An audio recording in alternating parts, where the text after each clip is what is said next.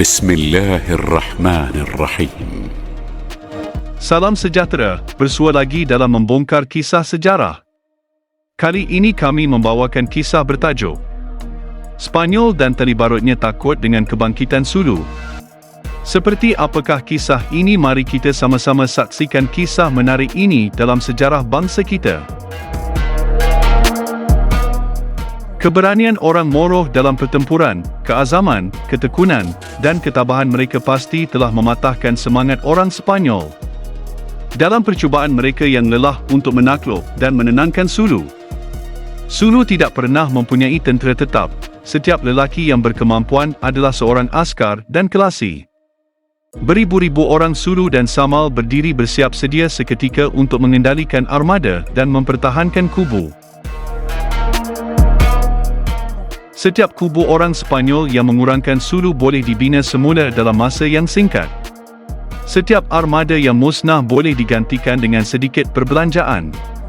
Mereka mempunyai mutiara yang mencukupi untuk membeli senjata api dan peluru. Dan beberapa bulan selepas kekalahan mereka bersedia untuk bertarung lagi, lebih bersedia daripada sebelumnya. Peperangan dengan Sulu, dalam cara ia dijalankan, bermakna perang pemusnahan dan permusuhan tanpa penghujung. Kejahatan terburuknya menimpa penduduk asli yang tidak berdaya di penempatan pantai Bisaya dan Luzon Selatan, yang tidak mampu diberikan perlindungan selamat oleh Sepanyol. Orang Moro akan menyelinap pada waktu malam atau mengambil kesempatan daripada angin yang baik dan menyerang tentera Sepanyol. Atau kampung yang tidak berdaya semasa mereka tidak menyedari bahaya atau tidak bersedia untuk berperang. Untuk sekian lama nampaknya di luar kuasa kerajaan Filipina untuk mewujudkan semula keamanan atau menyekat permusuhan di perairan Sulu. Kemenangan hebat Claveria telah dipuji sebagai menandakan permulaan era baru keselamatan dan kemuliaan, tetapi kesannya tidak bertahan lama. Dan ketakutan orang Moro menyelubungi hati orang Bisaya sekali lagi. Berdasarkan pengalaman yang begitu mendalam seperti yang pernah dialami oleh kerajaan Filipina dengan hal ehwal Moro, Gubernur Urbes Tondo mungkin telah berpuas hati dengan menghukum orang Moro Tonkil dan Pesubahat dan sekutu mereka. Tetapi satu lagi elemen yang membimbangkan serius telah memasuki masalah yang mengancam. Bukan sahaja untuk menyebabkan ia lebih menyusahkan dan tidak dapat diselesaikan, tetapi berbahaya secara melampau. Ia bukanlah keburukan hubungan yang terganggu dengan Sulu, tetapi kemudaratan yang akan timbul daripada pendudukan Inggeris atau pakatan dengan Sulu yang ditakuti Urbes Tondo. Kerana pada tahun 1849, Sir James Brooke melawat Jolo dan membuat perjanjian dengan Sultan of Sulu. Satu artikel ketujuh yang mengisytiharkan janji yang dibuat oleh Sultan Sulu untuk tidak membuat sebarang penyerahan wilayah dalam jajahannya, atau mengiktiraf hak kedaulatan atau berjanji setia kepada mana-mana negara tanpa persetujuan Great Britain. Objektif perjanjian ini secara terang-terangan adalah untuk terus terbuka untuk kepentingan dunia perdagangan. Bahawa bidang yang boleh diperbaiki untuk perusahaan komersial, tetapi tujuan akhir perjanjian sedemikian tidak sukar untuk diramalkan. Gubernur Zamboanga pergi ke Jolo dan membantah sekeras-kerasnya, mengisytiharkan perjanjian sedemikian sebagai tindakan tidak setia kepada Sepanyol, yang mana Sultan dan majlisnya akan bertanggungjawab. Subjek ini dibahaskan dengan perasaan yang cukup di kedua-dua belah pihak. Gubernur tinggal di Jolo 27 hari dan pulang tanpa kelebihan. Perjanjian itu tidak pernah disahkan oleh Great Britain, tetapi usaha sedemikian di pihak kuasa Eropah Maritim yang kuat menyebabkan Sepanyol perlu bertindak tegas dan cepat. Urbes Tondo kemudiannya mendesak perhatian Sultan Pulalon dan dewannya tentang keperluan menghukum Samal Tonkil kerana pemusnahan mereka ke atas Samar dan Camiguin dan meminta kembali tawanan yang mereka bawa. Kontroversi yang besar berlaku dan Sulu berpura-pura bahawa mereka tidak dapat menghukum Tonkil, tetapi tidak menawarkan bantahan terhadap hukumannya oleh kerajaan Filipina. Menyedari betapa seriusnya keadaan itu, Urbes Tondo membuat persiapan untuk berperang dan memutuskan untuk menyerang bukan Tonkil sahaja, tetapi Jolo juga, mengulangi di sana contohnya, Balangini, dan untuk membawa Sulu di bawah kawalan Sepanyol. Merujuk kepada tujuan ini, Kapten Keppel, dalam lawatan ke Kepulauan India, membuat kenyataan berikut, kedudukannya yang kukuh iaitu Sultan memberinya berat, yang sering dilemparkannya ke dalam skala kemanusiaan. Dan kini mesti dikuatiri bahawa ramai yang dapat ditahannya akan kembali mengikuti kecenderungan jahat mereka tanpa terkawal, seperti yang mereka lakukan di bawah dinasti terdahulu. Kebencian Sepanyol, seperti yang dilawati ke atas Sultan Sulu, nampaknya sama tidak sopan dan tidak adil. Alasannya ialah aktiviti rompakan, di mana beberapa contoh bersendirian mungkin telah ditubuhkan terhadap seorang perahu Sulu. Tetapi Sultan pastinya ikhlas dalam hasratnya untuk bekerjasama menentang sistem itu. Terdapat asas untuk dikuatiri bahawa kecemburuan negara berhasrat untuk menyerang saingan Eropah. Melalui kemerosotan, Sultan Sulu bahawa beliau telah menimbulkan, sebenarnya, kebencian gubernur kolonial Sepanyol oleh perjanjian perdagangan. Dengan diri kita yang baru-baru ini disimpulkan oleh Sir James Brooke. Pada 11 hari bulan Disember 1850, Urbes Tondo meninggalkan Manila dengan memimpin pasukan yang terdiri daripada 100 tentera artileri, 500 infanteri, 2 howitzer gunung, dan sejumlah tentera dan pekerja yang tidak teratur. 2 bot wap, 1 korvet, dan 1 brigantin. Membawa tentera ke Zamboanga, di mana mereka tiba pada 20 hari bulan. Di sini 2 syarikat infanteri dan 102 sukarelawan dan 6 tender di bawah arahan Gubernur Zamboanga menyertai ekspedisi itu. Di Belun mereka membakar 250 rumah dan 20 vinta. Pasukan Moro yang kecil telah ditemui, di mana mereka membunuh 3 dan menangkap 17 banduan, salah seorang daripadanya adalah seorang panglima. Ketua Bukit Wan menyerah kalah dan berjanji akan tetap taat kepada Sepanyol. Di Tonkil cuaca buruk ditemui dan seluruh ekspedisi berpaling ke arah Jolo. Jolo diperkukuhkan dengan baik. Ia mempunyai 5 kubu di hadapan laut. 2 kubu terkuat adalah kubu Sultan di sebelah kanan dan kubu Datu Daniel di atas bukit. 3 kubu lain terletak di titik-titik yang menonjol di dasar bukit. Pekan ini terus dipertahankan oleh garisan berkembar parit, kubu lain.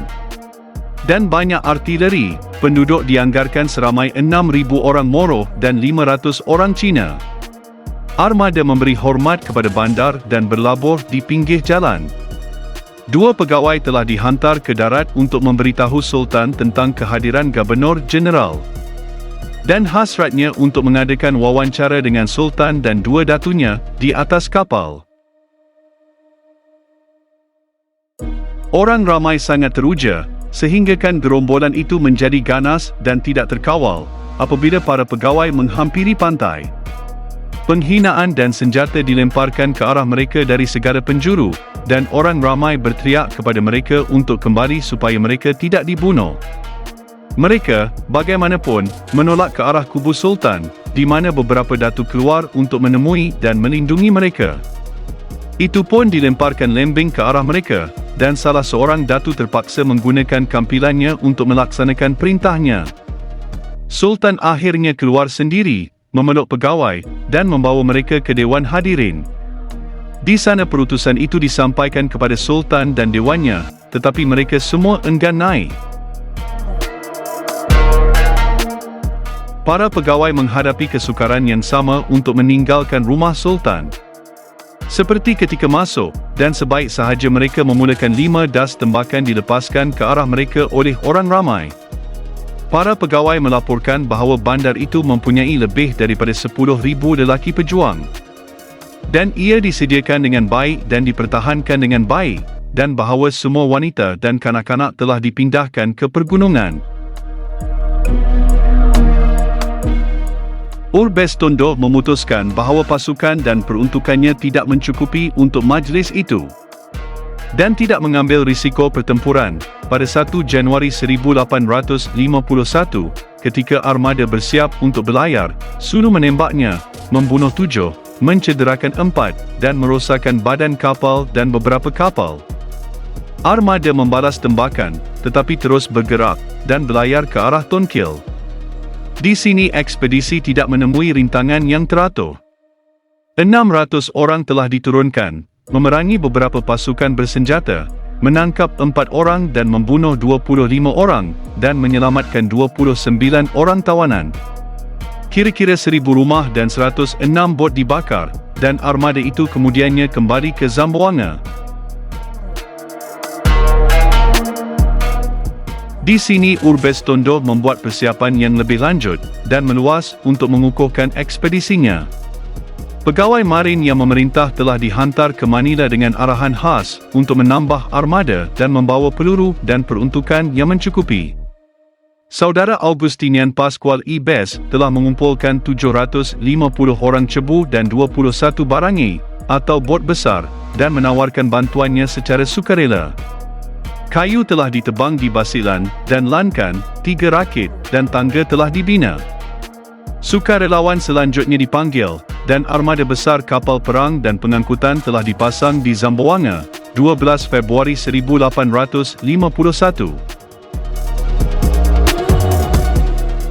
Selain kaki tangan, jurutera, pakar bedah, dan pendeta, ekspedisi yang diperkukuh itu mengandungi 11 pegawai dan 253 persendirian artileri.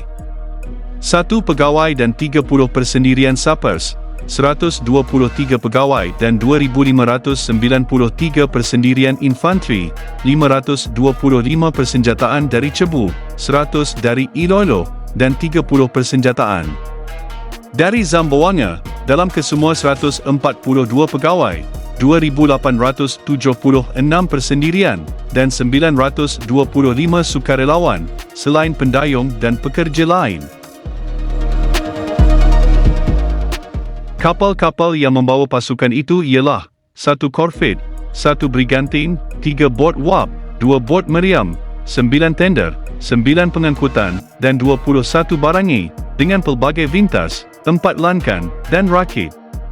Pada 19 Februari misa telah disambut dan ekspedisi bermula untuk kota yang bongkak dan sombong itu. Jolo dicapai pada 27 hari bulan dan armada berlabur di 2 bahagian bertentangan dengan kedua-dua belah bandar. Tentera turun pada waktu subuh keesokan harinya dan menentang musuh ketika kedua-dua bahagian armada memulakan pengeboman serentak ke atas bandar dan kubu. Kemahiran menembak Sulu dan Sepanyol adalah hebat dan senjata kubu sangat aktif. Tontonan itu hebat, serangannya paling gagah dan pertahanan paling gagah. Dalam kepanasan pertempuran seorang biarawan terbunuh ketika dia sedang memanjat tembok dan 3 pegawai jatuh di sisinya dan terbaring dikelilingi oleh 70 mayat Sulu. Selepas beberapa percubaan, salah satu kubu di sebelah timur laut telah diambil oleh ribut dan Sulu yang melarikan diri membuat kubu Daniel. Apabila mereka dimasukkan ke dalam pasukan yang terakhir, ia telah dikejarkan oleh tentera Sepanyol yang masuk. Walaupun menghadapi tentangan terdesak yang dibuat oleh Sulu, apabila kurungan dalam telah diperolehi, Sulu melontarkan diri mereka dari tembok pembatas dan melarikan diri.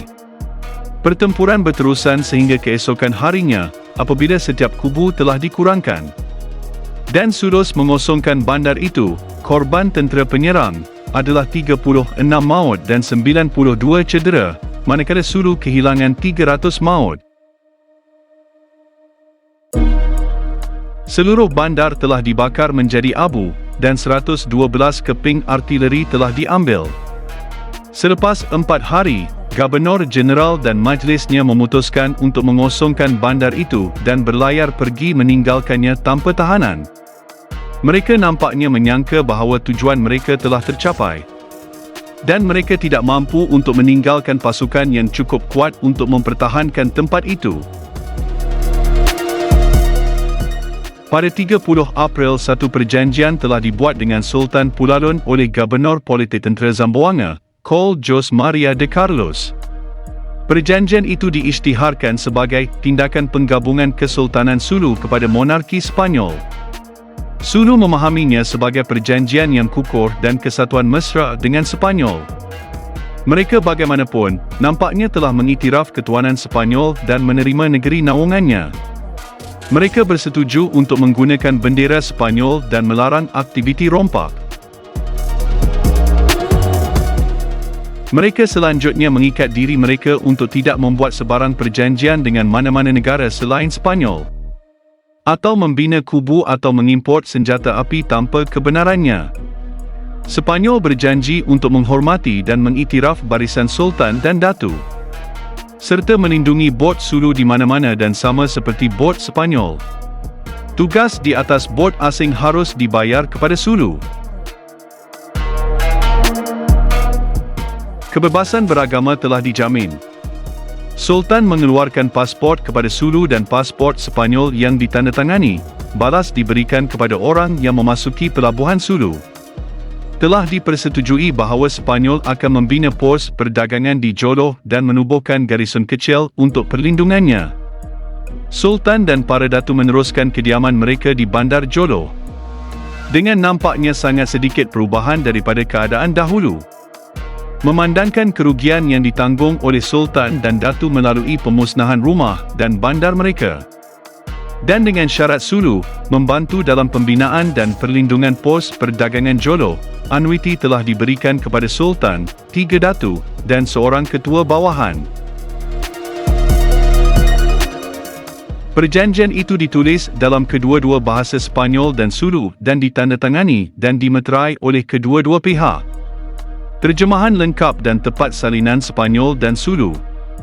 Perjanjian ini telah dibuat dengan teliti dan di sini diberikan sepenuhnya. Salinan perjanjian Sulu nampaknya telah ditulis atau ditentukan oleh jurubahasa yang tidak mahir dalam Sulu. Dan perbezaan dalam teks adalah seperti yang mudah menjelaskan salah faham yang kerap berlaku antara pegawai Sepanyol dan pihak berkuasa Sulu dalam kes yang berkaitan dengan penggunaan syarat perjanjian ini.